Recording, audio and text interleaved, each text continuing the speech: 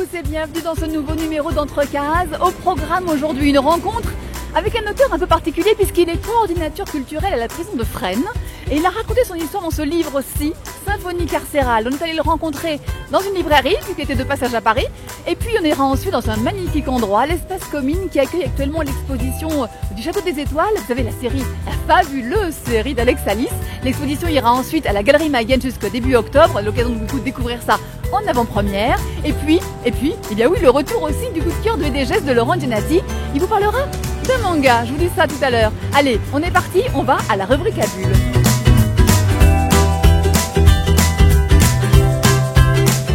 Bonjour Romain Duterre. Bonjour. On cause aujourd'hui avec vous de Symphonie carcérale qui vient de paraître aux éditions Stankiss. C'est un peu votre histoire ce livre. C'est vous qui, d'ailleurs je vous reconnais, je vous ai vu dans le bouquin, vous êtes sur la couverture. Vous aviez envie de raconter votre histoire en bande dessinée ? Ouais, l'idée c'était un petit peu de... Moi ça fait 10 ans que je travaille au sein du centre pénitentiaire de Fresnes. Et l'intention c'était un petit peu de parler pas de mon histoire, mais surtout du travail que j'ai essayé de faire pendant 10 ans à Fresnes, comme coordinateur culturel. Et de raconter un petit peu la prison, essayer de la rendre visible, et surtout de mettre en avant la culture qui n'est pas souvent mise en avant dans les médias, auprès du grand public. Et la culture en prison. La culture en prison, bien évidemment, et parler un petit peu de tout ce qui peut être fait pour la population qui est la population détenue, et éventuellement de voir la pertinence que tout ça peut avoir pour les personnes incarcérées. Oui, parce que dans cette bande dessinée, vous revenez sur l'état des prisons aujourd'hui. Il y a eu effectivement nombreux reportages, livres publiés sur le sujet, sur les conditions des détenus, et qui sont évidemment plus que pitoyables, parce que les détenus augmentent, mais les prisons pas, et donc vous revenez sur ces importantes informations. Mais vous, puisque c'était votre mission là-bas, c'était la culture, l'idée c'était d'ouvrir un peu le champ des possibilités, ces prisonniers qui passent leur temps entre trois murs, parce que la plupart du temps ils ont le droit de sortir, mais pas plus quoi. Enfin ils sortent dans la cour une heure par jour, mais il se passe pas grand chose. Même les repas par exemple à Fresnes sont pris même dans les cellules. Tout est dans les cellules. Après ce qu'il faut dire c'est que il y a des activités culturelles qui existent depuis des années dans les prisons françaises, d'autres activités aussi.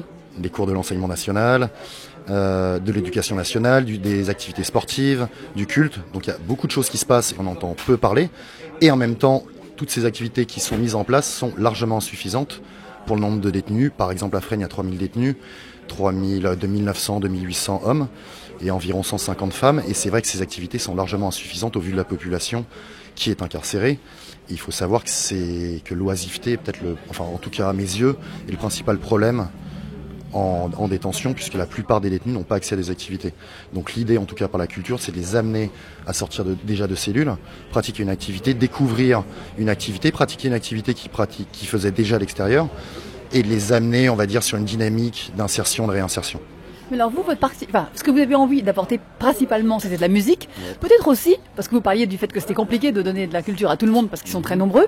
Les concerts, finalement, on peut faire rentrer plus de monde dans cette salle qui s'appelle La Chapelle, au sein de la prison de Fresnes, plutôt que d'avoir une activité dans une petite salle de dessin avec quelques personnes seulement.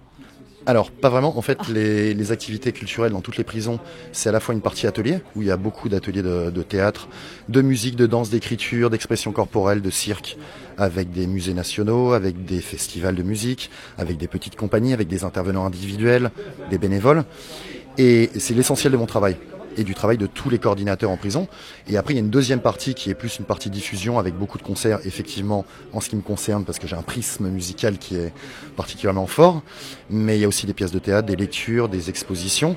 Et moi, j'ai choisi l'angle de la musique parce que je considérais que la musique était peut-être la discipline que j'ai la plus mise à l'honneur à Fresnes. Que je suis musicien aussi amateur, on s'entend. De cumbia, batteur. De cumbia, de punk aussi, j'ai eu différents groupes. Et l'idée, c'était un petit peu d'essayer de parler au grand public. Et je me suis dit que la musique était quelque chose qui était écouté par tout le monde. On a tous des goûts musicaux. Si je vous demande ce que vous écoutez, vous allez me dire, je sais pas, peut-être du rock, de la musique classique, etc. Moi, c'est pareil, j'ai différents goûts musicaux. Il n'y a pas que le cumbia, la cumbia et le punk. Et pour les détenus, c'est pareil. Et pour les gens à l'extérieur, c'est pareil. Donc je me suis dit que ça pouvait être un angle d'accroche intéressant qui permettait de raconter un peu la culture en détention. Oui, mais alors justement, dans cette musique, vous avez choisi de leur montrer toutes sortes de musique. Il y a du quatuor à cordes, comme effectivement des groupes punk.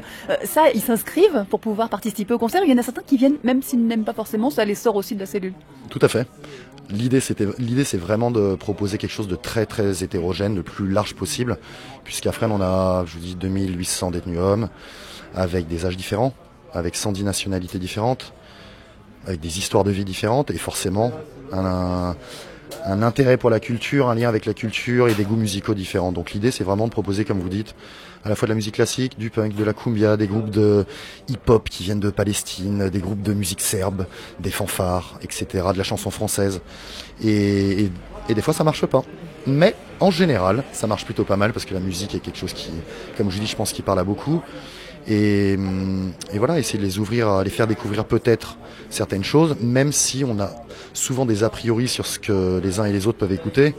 Et l'intérêt de la musique, c'est qu'on est souvent surpris des goûts de tout un chacun. Mais alors, faire venir des groupes, c'est une chose, mais les faire venir, vous passez par un routeur classique. Enfin, comment on fait venir des groupes de musique en prison? Alors, moi, j'ai la chance d'avoir beaucoup d'amis qui sont dans le milieu de la musique, dans le milieu culturel.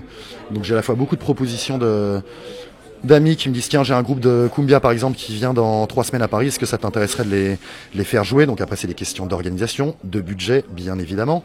Ils sont payés les groupes. Tous les groupes sont payés, ouais. Sauf ceux qui gentiment me proposent de venir jouer gratuitement ou avec un petit défraiement, mais en général ils sont payés, ce qui est aussi une démarche de professionnalisation des artistes et faire comprendre aux détenus aussi qu'on se moque pas d'eux et qu'on propose des intervenants de qualité. Donc soit on me les propose, les groupes ou les intervenants de manière générale, soit je vais les chercher. Et dans ce cas-là, c'est mes goûts musicaux, c'est mes connaissances, c'est mon réseau, je vais démarcher, je vais rencontrer quelqu'un dans une soirée, je vais lui parler de mon travail et je vais lui dire voilà, il y a cette possibilité de venir jouer à Fresnes, on se recontacte après, et après vient tout le travail de préparation avec les autorisations d'accès, avec la liste du matériel, comme j'explique un petit peu dans le livre, avec les rendez-vous le jour J pour arriver à la bonne heure, rentrer en détention, arriver dans la salle, faire les balances. Parce qu'on a du matériel aussi sur place, mais la chapelle, c'est une acoustique très particulière. Donc il y a beaucoup de choses à faire, mais ça se passe relativement bien. Est-ce que les groupes disent oui facilement? Parce que les joindre, c'est une chose, leur proposer, mais est-ce qu'on a vraiment envie d'aller jouer dans une prison? C'est particulier comme salle de concert. Alors c'est très variable. Il y a beaucoup de groupes qui acceptent sans problème. La vraie difficulté, ça va être plutôt la question du budget. Où en fonction des fonctionnements des groupes, il y a des musiciens qui ont des cachets. Donc il y a peut-être le chanteur qui sera OK pour venir jouer, mais ces musiciens vont avoir d'autres dates. Donc c'est une question d'organisation, ou qui auront besoin d'un cachet que moi je peux pas leur fournir. Donc le principal refus, ça va être une question budgétaire ou une question de motivation, qui sont pas intéressés, qui n'ont pas envie de jouer pour ce public-là, ce qu'on peut parfaitement comprendre.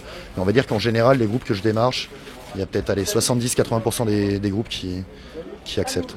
Parce que vous en parlez dans la bande dessinée, il y a des groupes pour lesquels qui ont enregistré d'ailleurs des concerts à l'intérieur des prisons. Enfin, il y a des souvenirs mythiques. On peut en parler aussi. On peut en parler, ouais. Après, il n'y en a pas beaucoup qui ont enregistré en prison. Il y a effectivement Johnny Cash, dont on parle dans la BD, que tout le monde connaît un petit peu, en 68 à Folsom, et qui avait enregistré aussi à Saint-Quentin un autre album. Je sais qu'il y avait la Mano Negra, qui avait enregistré dans les années 80 en Suisse, dans une prison en Suisse, un album. Il y a quelques artistes qui ont fait ça, mais il y en a pas beaucoup, quoi. Non, mais donc là, de venir jouer dans une salle de concert en prison, c'est une acoustique particulière, certes, mais c'est aussi une ambiance. Enfin, on parlait du fait que rentrer les instruments, on se fait fouiller de haut en bas. On va pas dans une, c'est très particulier. C'est pas une salle de concert anodine. C'est très particulier, avec l'acoustique comme vous dites, mais aussi avec le comportement du public, parce que par exemple chez les hommes, les détenus ne peuvent pas se lever, ne peuvent pas danser. Voilà, il y a des questions de sécurité aussi, ils peuvent se retrouver à 120, 130, donc c'est assez particulier. Donc moi je briefe les groupes avant qu'ils viennent, ou même le jour J, je leur rappelle 2-3 consignes, et je leur dis voilà, ne soyez pas étonnés, les détenus ils n'ont pas les codes toujours, donc ils vont peut-être pas applaudir à la fin des morceaux, ce qui veut pas dire qu'ils n'aiment pas, mais ils n'ont pas forcément, des fois ça veut dire qu'ils n'aiment pas, mais effectivement c'est une ambiance particulière, mais après, je vous dis, en général ça se passe très bien, et c'est juste un peu surprenant, et de toutes les façons je fais toujours un temps de discussion à la fin des concerts, puisque les musiciens viennent pour jouer évidemment, mais aussi pour rencontrer les détenus, et les détenus sont aussi très preneurs d'une rencontre, que ce soit avec des musiciens ou d'autres personnes, de parler simplement de leur quotidien, de musique, de culture, de différentes choses, donc c'est aussi l'occasion d'échanger. Il y a des détenus qui sont très touchés. Certains, ça parle de leur culture, ça parle de leur pays. Lorsque vous faites des groupes étrangers, il y a certains témoignages qui sont poignants, parce que de gens qui ont été véritablement bouleversés par la prestation auquel ils ont assisté. Bien sûr, ouais, ça arrivait régulièrement. Je raconte un petit peu aussi sur des. Je me rappelle j'en parle dans la BD d'un Chilien par exemple qui était incarcéré depuis 3 ans, 4 ans, et du coup j'avais fait jouer un groupe de cumbia chilienne, Chico Trujillo, C'était la 3e fois qu'il venait. Et je sais que le Chilien à la fin s'est mis à pleurer parce que ça lui rappelait son pays. Ça lui rappelait sa terre, ça lui rappelait sa musique. Donc c'est les petites sensations quand on me demande qu'est-ce que la musique peut apporter aux personnes incarcérées. J'ai envie de dire les mêmes choses que la musique peut vous apporter à vous, à moi. Voilà, c'est des souvenirs, c'est des émotions. Et ça arrive très très très régulièrement avec des gens qui viennent me voir pour me dire ça m'a fait du bien. Juste ça. Ça m'a permis de sortir de cellule, d'écouter de la musique, de rencontrer des gens qui sont pas dans la même logique que tous les autres intervenants, même moi, je m'inclus dedans, qui viennent pour autre chose en fait. Et après, voilà, ça les ramène sur eux-mêmes. Je pense que ça leur permet de développer aussi un imaginaire, de pouvoir se projeter rien qu'à l'instant d'un concert, le temps d'1 heure, 2 heures à l'extérieur, de se rappeler peut-être des choses avec leur famille, des concerts qu'ils ont fait quand ils étaient petits, enfin des différentes choses. Mais alors, les filles peuvent venir jouer chez les garçons, ça pose pas de problème par exemple? Et réciproquement, des groupes d'hommes peuvent aller jouer chez les femmes. Donc non, il n'y a aucun blocage à ce niveau-là. Il n'y a jamais eu de souci sur des interventions de musiciens hommes chez les femmes ou femmes chez les hommes. Voilà. Ils sont habitués aussi, vous savez, à avoir des intervenantes ou des intervenants au quotidien. Donc, Pourquoi vous avez eu envie de raconter ça en bande dessinée? Pourquoi la bande dessinée? Simplement parce que j'ai voulu témoigner de ça. Au début, je voulais faire un texte, écrire. J'ai commencé à écrire et ça donnait pas grand-chose. Donc je me suis dit, j'essayais d'être honnête avec moi-même, je me suis dit que c'était de piètre qualité. Et vu que je suis fan de bande dessinée, je me suis dit que c'est peut-être le meilleur moyen de pouvoir retranscrire ça avec du dessin et à la fois d'associer mon histoire un petit peu, mon parcours, mon expérience de coordinateur culturel avec les anecdotes des groupes, puisqu'il y a 25, 30 groupes qui m'ont répondu et qui sont à l'intérieur de cette bande dessinée, et aussi des témoignages de détenus, de l'anecdote, et de rendre ça un petit peu vivant et plus accessible. Et que l'idée, comme je vous disais au début, c'était de rendre visible la prison, tout simplement. Donc je me suis dit, pour la rendre visible, c'était bien de la voir.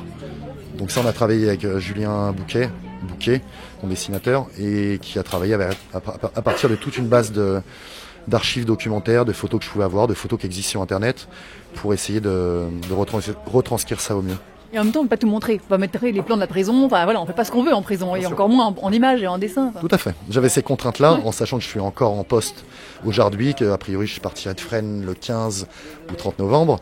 Donc c'était juste prendre en compte tout ça et pas... Voilà, il y avait les questions de sécurité, de ne pas révéler certaines choses, de ne pas donner des indications sur les personnes détenues, de ne pas donner de plan de la prison, effectivement, de ne pas donner certaines consignes à respecter auxquelles j'ai fait... Je pense, attention, j'espère. Bien, le dessinateur, vous l'avez trouvé facilement, lui, vous le connaissiez déjà ou c'est l'éditeur qui vous a marié? Alors en fait, on se connaît par un très bon ami à moi. Et chercher un dessinateur, quand j'ai commencé à travailler sur la bande dessinée, on a cherché un dessinateur. Et à la base, Julien devait faire un atelier de bande dessinée, de dessin de bande dessinée à Fresnes. Donc il était venu, on a commencé à discuter et j'avais jamais vu son travail.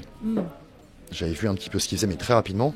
Et quand on a commencé à parler de l'atelier qui s'est finalement pas fait, je me suis dit, mais en fait, c'est ce style-là de dessin que je voulais. Je voulais quelque chose d'accessible, de léger, pas quelque chose de plombant sur la prison, comme on peut souvent voir. Et quand il m'a soumis les premières planches, je lui avais montré les premières planches de scénario, il m'a montré les premières planches de dessin, et là, je me suis dit directement, je crois que c'est lui. Donc ça s'est construit comme ça, et du coup, on a passé 1 an à travailler sur la réalisation de ce premier livre. Moi j'adore le titre, Symphonie carcérale, vous mélangez effectivement la musique et la prison, vous l'avez trouvé facilement ce titre-là? Je sais pas, j'ai fait des associations de mots, je regardais un petit peu des mots autour de la musique, des mots autour de la prison. Symphonie pastorale, qui existe aussi le livre. Il y avait l'idée je crois que j'avais eu juste avant un concert de musique classique. Et du coup le mot symphonie m'est sorti comme ça, et simplement c'est sorti Symphonie carcérale, et ça me semblait grand public et assez compréhensible par tous. Mais en plus la symphonie c'est la musique pour grand orchestre, donc là vous êtes nombreux dans cette bande dessinée. Ouais, il y a pas mal de musiciens à l'intérieur. Merci beaucoup Romain. Merci à vous, merci beaucoup.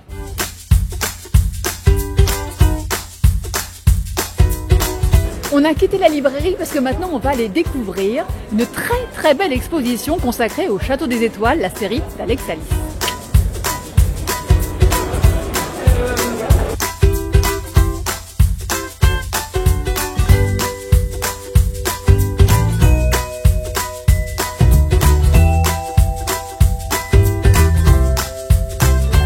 Bonjour Alex Alice. Bonjour. Mais on est hyper content de vous revoir dans ce cadre merveilleux de votre livre. Finalement, c'est votre univers. On est chez vous là un peu ou pas?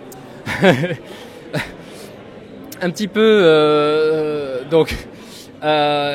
quand Daniel Magan m'a proposé de faire une exposition autour du Château des Étoiles, je lui ai dit bon d'accord, mais on fait quelque chose d'un peu immersif. Et puis j'ai effectivement grand plaisir à montrer pas mal de choses qui sont à moi, notamment les maquettes de production de l'album. Les maquettes que vous voyez ici sont en fait les maquettes que j'ai commandées, que j'ai dessinées, que j'ai fait faire par Jacques Primo, qui en a fait un gros échange sur le design des appareils.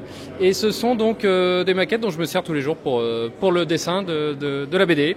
On n'imagine pas que vous deviez travailler en 3D, c'est-à-dire que pour visualiser, pour vraiment réaliser votre livre et vous plonger dans votre histoire, il faut voir les choses en vrai. Je veux dire, je raconte l'histoire de la conquête de l'espace au 19e siècle avec des Bavarois qui construisent une machine volante à base de ballons et ils s'en vont dans les terres. Et après ils vont aller sur Mars et ils vont trouver des trucs. Donc inutile de vous dire que j'ai besoin d'apporter une certaine crédibilité à ce récit. Et cette crédibilité, j'ai besoin d'abord de la créer pour moi-même en fait. Quand je suis en train d'écrire et de dessiner, j'ai besoin de croire à cet univers. Même s'il est invraisemblable, j'ai besoin d'être complètement dedans. Et donc le fait de faire les plans de ces machines, de les faire construire comme si finalement j'allais faire construire une taille réelle, ou de faire construire des scaphandres, pour le coup ils sont en taille réelle, ça donne une crédibilité à tout ça, et ça fait que quand je dessine les pages, j'y crois, et j'espère emmener le lecteur avec moi. C'est clair, c'est le 4e volume là qui vient de paraître, effectivement vous le disiez, après la Lune on est parti sur Mars, et donc c'est un succès fou, vos lecteurs vous suivent vraiment, c'est un vrai beau succès de librairie cette série Le Château des Étoiles. Oui, je suis très heureux notamment d'avoir quelque chose que je cherchais à faire et sur lequel certains m'ont déconseillé, mais qui était d'essayer de faire une histoire tout public. En fait, c'est un univers qui évoque Jules Verne, hein. Moi c'est des envies qui me viennent de Jules Verne, des voyages extraordinaires, donc c'est un univers que j'ai découvert quand j'avais à peu près l'âge des héros, et je fais cette série pour moi aujourd'hui, c'est l'album que j'ai envie de lire aujourd'hui à mon âge vénérable, mais je voulais m'assurer que les albums soient accessibles à des enfants qui ont aujourd'hui l'âge que j'avais quand j'ai découvert Jules Verne. Donc c'est ce pari vraiment du tout public, du côté 7-77 ans à la Tintin et à mon avis à la Jules Verne qui me fait plaisir parce qu'effectivement je vois arriver en dédicace des familles avec plusieurs générations, donc ça c'est génial. Mais on sent bien que vous faites plaisir, c'est évident dans cette série, mais alors évidemment l'avantage de ces expositions c'est qu'en plus on peut, outre découvrir vos objets en 3D, voir vos planches originales qui sont absolument somptueuses. Et je trouve que même on ne se rend pas compte à quel point c'est, je vais utiliser un espèce de néologisme, miyazakiesque. Vous voyez, le fait moi j'ai découvert finalement ces influences-là, c'était pas flagrant dans le livre, à la lecture, mais quand je vois vos pages, il y a une espèce de truc évident. Ah bah quand même, ça s'appelle le Château dans les Étoiles, oui. Je sais pas, Château des Étoiles d'ailleurs, c'est le lapsus. En fait, comme l'a dit Jean-Claude Cabanot, mon tout premier éditeur en BD à qui j'étais allé montrer ce projet, parce qu'il est toujours d'excellents conseils, et il m'avait dit bon, tu parles d'aéronautisme dans un contexte un peu des Alpes, un peu d'Europe, un peu début de siècle, tu n'échappes pas à Miyazaki, c'est impossible. Alors, je suis pas venu à cet univers par Miyazaki parce que je l'ai découvert quand j'avais déjà 20 ans, donc j'ai pas grandi avec, à part les séries, c'est vrai. Mais j'assume complètement la référence, j'adore son travail et il y a effectivement peut-être des références aussi un peu moins connues comme Conan le fils du futur ou le château de Cagliostro qui sont des œuvres incroyables, qui font partie de ce qu'il a fait que je préfère et dont on ressent l'influence pour ceux qui connaissent dans cette série. Vous êtes allé au musée de Ghibli par exemple? Plusieurs fois, oui. Oui, donc t'es un vrai fan. Ouais. Non, mais ça, je vous imaginais plus avec des lectures et des influences franco-belges. Et là, clairement, effectivement, je suis d'accord avec vous, le titre paraît évident, mais encore une fois, dans les pages, dans le graphisme, il y a vraiment une filiation plus évidente dans vos pages aujourd'hui, dans cette série-là, que dans vos séries précédentes. Oui, tout à fait. Mais il y a beaucoup, je pense, d'influence sur cette série. Je pense effectivement, Jules Verne et Miyazaki sont des choses qui reviennent assez fréquemment. Mais après, oui, j'essaye. Déjà, ma source de base, c'est la réalité de la conquête de l'espace au 19e. Non, mais c'est-à-dire que je me suis allé me plonger dans les bouquins de vulgarisation scientifique de l'époque, les bouquins d'astronomie, pour voir effectivement qu'est-ce qu'on pensait de la Lune, est-ce qu'on pensait encore qu'il y avait une atmosphère, et on n'en était pas complètement sûr. Qu'est-ce que c'est Mars à l'époque? On voit des canaux, on se dit il y a des canaux, il y a des constructeurs de canaux, il doit y avoir une civilisation plus avancée que la nôtre. Tout ça, c'est la science de l'époque. Et en fait, c'est cette science de la fin du 19e qui crée la science-fiction du début du siècle. John Carter, tous ces classiques qui du coup font aussi partie de mes influences. Mais j'essaie le plus possible de partir du réel, d'aller sur les lieux de l'action quand c'est possible. Donc j'attends le billet d'Elon Musk pour Mars, histoire d'être un peu rigoureux. Voilà. Non mais alors après un diptyque très bleu, il y a vraiment une identité visuelle très importante sur cette série. Après le diptyque bleu sur la Lune, le diptyque rose sur Mars, vous avez envie d'aller où maintenant? Alors on va faire du vert et je vous laisse deviner. À suivre comme on dit dans les bonnes BD. Merci Alex Alice. Merci à vous.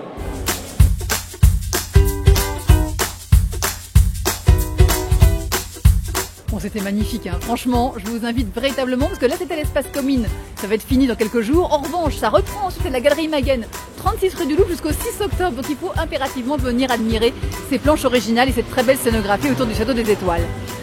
Autre moment fort de ce programme, évidemment, vous le savez, c'est le coup de cœur VDG, c'est Laurent Genati qui a choisi un manga. Ça s'appelle Noise, ça fait du bruit. Ah ouais, c'est parti.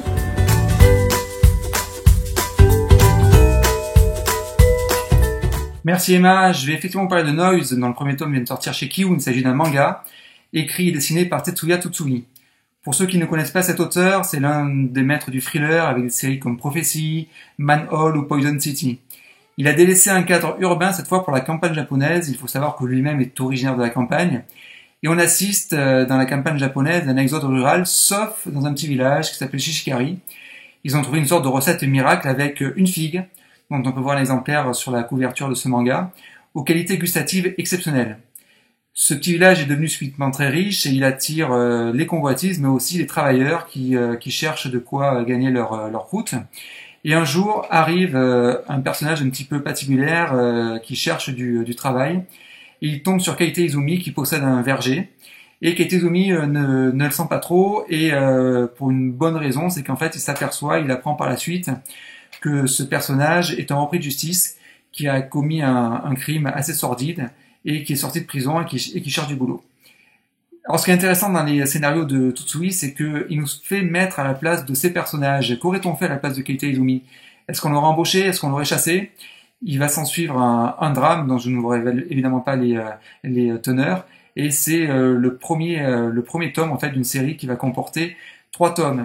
Les personnages de Tsutsui sont toujours assez complexes, il n'y a aucun manichéisme, même pour Kaite Izumi d'apparence assez tranquille, il cache un côté sombre, on va le voir par la suite. Est-ce que le repris de justice est tout à fait noir? Est-ce qu'il n'a pas un côté bon aussi? Et c'est ce qui fait tout l'intérêt des mangas de Tsutsui. Au niveau dessin, c'est très très cinématographique, il y a un jeu de cadrage, notamment sur les regards, qui est impressionnant, notamment sur une planche muette, où les regards défilent, il y a une tension extraordinaire qui est présente sur cette planche-là. J'ai rencontré Tsutsui dans le cadre d'une interview à Lyon il y a quelques jours, et vous pouvez voir cette interview-là sur le site BD Geste, et il vous donnera beaucoup d'infos, notamment sur Poison City, qui raconte en fait un épisode de la vie de Tsutsui. Il était censuré au Japon suite à la sortie de Manhole, et c'est un auteur extrêmement intéressant dont il faut lire absolument toute la production, qui est finalement très courte et qui procure des heures de lecture absolument passionnantes. Merci Emma, merci Nicolas, et à très bientôt pour une nouvelle chronique.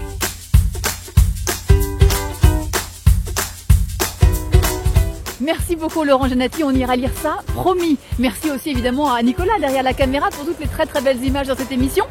N'hésitez pas à vous abonner à la chaîne YouTube que vous êtes en train de regarder pour visualiser en priorité toutes les prochaines émissions à venir. On vous met toutes les informations également sur le site Facebook, sur la page Facebook de l'émission, sur le compte Twitter, vous savez bien, entre cases et partout on the web. Merci de votre fidélité, à très vite. Allez, bye bye.